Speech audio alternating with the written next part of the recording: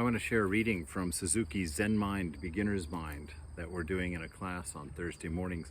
And we read this little tidbit this morning that presents a really nice ideal. It's important to know that it's an ideal, that it's not something that you can attain immediately, but it gives some real great pointers for spicing your practice and to see what stars we're shooting for.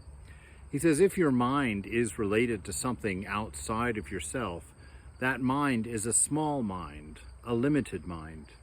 If your mind is not related to anything else, then there is no dualistic understanding in the activity of your mind. You understand activity as just waves in your mind. Big mind experiences everything within itself. Do you understand the difference between the two minds? The mind which includes everything and the mind which is related to something? Actually, they are the same thing, but the understanding is different, and your attitude toward life will be different according to which understanding you have.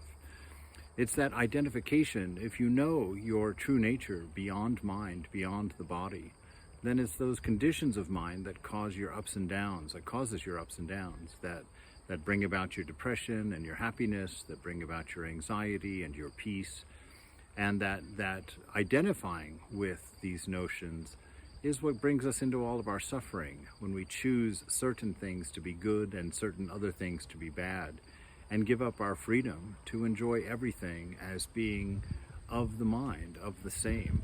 In this jnanic practice, it's quite helpful to borrow something from the bhaktas, and that's this idea of God as love, or that our nature is fundamentally love and wisdom.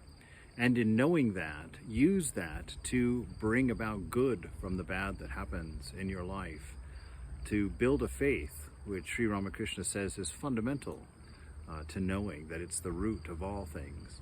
This faith that the source of things is love, and thereby all that happens to you and around you is sourced in that divine love.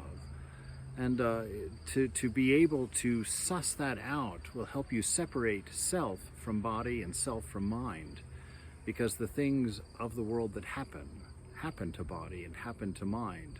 So they may not always seem good and loving to those components, but to the self, to the knower, to the witness within, they're always helpful toward realization, toward freedom.